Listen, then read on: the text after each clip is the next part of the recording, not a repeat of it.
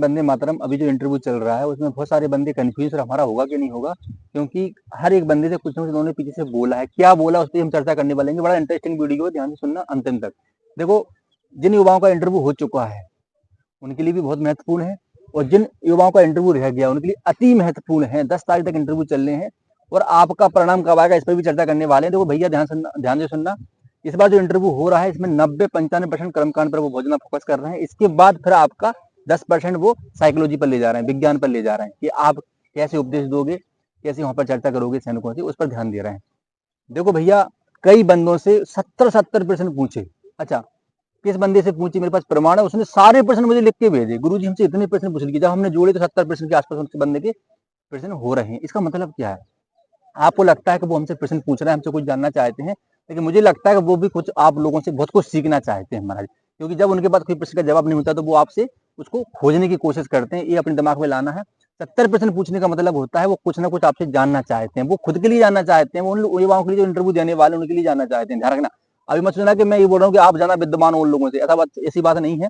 लेकिन कई बार ऐसा भी हो जाता है कि जब बहुत सारे बंदों का हम इंटरव्यू ले लेते हैं तो हमारे पास प्रश्न थोड़े से खाली हो जाते हैं। उन प्रश्नों की पूर्ति करने के लिए कहीं ना कहीं हम क्या करते हैं, या तो प्रश्न डिबीट करते हैं, या फिर जो प्रश्न डिबीट हो चुके हैं उनके सही उत्तर हो सकता है हमको भी नहीं पता सही, तो कहीं ना कहीं बंदों से वो खोजने की कोशिश करते हैं।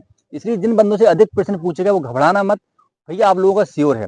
चलो, कई बंदे बोल रहे हैं गुरु जैसे हमारा इंटरव्यू खत्म हो गया, हमने बहुत अच्छा वहां पर चर्चा करी, लेकिन लास्ट में बोल दिया आपको अभी और आगे तैयारी करने की आवश्यकता है। बंदा बोले सर हमारा दिमाग खराब हो गया, इतना अच्छा हमारा इंटरव्यू गया था, सब कुछ बताया, लास्ट में उन्होंने ऐसा बोल दिया। कई बंदों से बोल दिया भाई आपकी तो अभी उम्र कम है, अभी तो और चांस है आपके पास। बंदे का दिमाग खराब हो गया। कई बंदों से बोला भाई तुम्हारे अंदर डिसिप्लिन नहीं है, तो दाढ़ी है तुम्हारे पास, या दाढ़ी बना के नहीं आए क्या आप? तो भाई देखो, वो आपको ये इंटरव्यू का ही अंग है, ध्यान रखना। वो जो निगेटिविटी आपके दिमाग में डाल रहा है ना, वो एक इंटरव्यू का ही भाग है, वो उसी का विषय है कि आप कितनी जल्दी डिप्रेशन में जाते हो, तनाव में जाते हो, कितना विवेक धैर्य है आपके पास, उसका भी परिचय वो ले रहे हैं। लेकिन आपको पता नहीं चल रहा है, वो उनका एक षड्यंत्र के तहत वो कर रहे हैं, साजिश के तहत कर रहे हैं कि बंदों से ऐसी बात बोलने से बंदा घबरा जाए, टेंशन में आ जाए। वो आपका चेहरा भी देख रहे हैं, चेहरे पर कॉन्फिडेंस झलकना चाहिए, आपकी मुस्कुराहट खत्म नहीं होना चाहिए, ध्यान रखना। अंदर से हर्षित होना चाहिए बंदे को, चलो बहुत अच्छी किस्मत है कि हम यहाँ पर खड़े हैं और ये हमारा इंटरव्यू ले रहे हैं, ऐसा भाव मन में पालकर वहां पर इंटरव्यू देना है। चलो, अब हम चर्चा करेंगे कि इंटरव्यू का जो एनालिसिस है वो हम किस प्रकार से देखते हैं। तो इस बार जो इंटरव्यू हो रहा है जिसमें 90% कर्मकांड की भूमिका है, 10% वो दिख रहे हैं बंदा उपदेश दे पाएगा नहीं दे पा रहा है, सैनिकों को समझा पाएगा या नहीं समझा पाएगा, इस पर भी वो चीजें ध्यान रखना है। अब जो युवा तनाव में है, इंटरव्यू दे के आए हैं, ध्यान रखना इस बार इंटरव्यू जो चल रहा है वो आपको भर्ती करने के लिए चल रहा है, ना कि आपके परीक्षण के लिए, ध्यान रखना। जहां तक मुझे लग रहा है, क्योंकि वैकेंसी लगभग 192 194 के एवब में जा रही है, 96 97 98 3 कोर की भर्ती है महाराज।